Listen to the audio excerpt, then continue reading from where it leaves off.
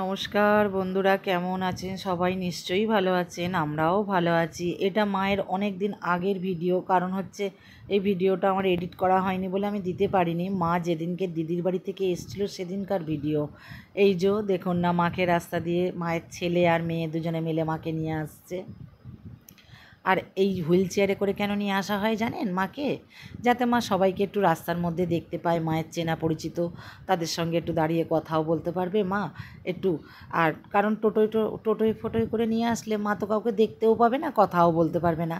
আর যেহেতু 10 মিনিটের রাস্তা দিদির বাড়ি, ওই যে দেখুন কাকার সঙ্গে দেখা হয়েছে, মানে আমার কাকা শ্বশুরের সঙ্গে, মায়ের একমাত্র দেওর। আর দেখুন ঠিক চিনতে পেরেছে মা দেখেই। আর কাকা যাচ্ছে দুধ আনতে, আর অমনি একটু শীতলা মন্দিরে মাকে একটু নমস্কার করাচ্ছে, বলছে মা একটু মন্দিরে নমস্কার করে নাও। আর মা একটু নমস্কার করে নিচ্ছে, আর কাকাকে দেখে ঠিক চিনতে পেরেছে। আর কাকাও একটু কথা বলছে দাঁড়িয়ে। যদিও কাকা বাড়িতে দেখা করতে আসে, আর যেহেতু আমাদের একসঙ্গেই বাড়ি, শুধু পাশেই কাকারা থাকেন, কাকা আর কাকিমা, আর আমাদের বাবা আর কাকা দুই ভাই। আর দেখুন দিদি একটু দাঁড়িয়ে দাঁড়িয়ে আগে আগে চলে এসছে, দিদি ভিডিও করছে, আর ছেলে মাকে আস্তে আস্তে করে নিয়ে আসছে। খুব আনন্দ করে করেই মা বাড়ি আসছে, খুব আনন্দ হচ্ছে মায়ের, বেশ ভালো লাগছে। অনেক দিন পর মা বাড়িতে আসছে তো মায়ের খুব আনন্দ হয়েছে। আর ওই যে দেখুন না, সবাই ডেকে ডেকে কথা বলছে। আর কি বলে, একটু কথা যেন একটু মা একটু মানে চারিদিক, অনেক দিন পর বাইরে বেরিয়েছে তো ঠিক যেন কথাটা বলতে ইচ্ছা করছে না, মানে চারিদিক দেখতে দেখতে আসছে। আর এই যে আমাকে বলছে, আমি কি কোথায় এলে মাকে জিজ্ঞাসা করছি, তখন মা বলছে কি বাড়িতে এলাম।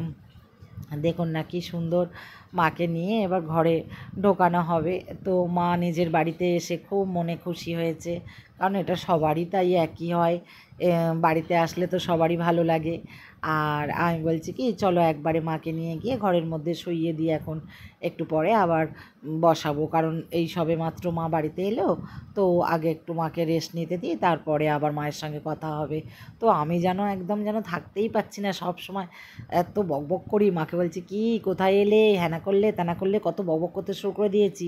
আর মায়ের ছেলে মাকে বলছে কি আরে মাকে একটু বসতে দাও, তারপর তো কথা বলবে, মাকে আগে। ওই দেখুন না, আমি যেন মাকে একবারে সব প্রশ্নই করে নিচ্ছি। হ্যাঁ দেখুন, আর মাও আমার সঙ্গে কথা বলছে, উত্তর দিচ্ছে। তো যাই হোক, কেমন লাগলো ভিডিওটা আপনাদের?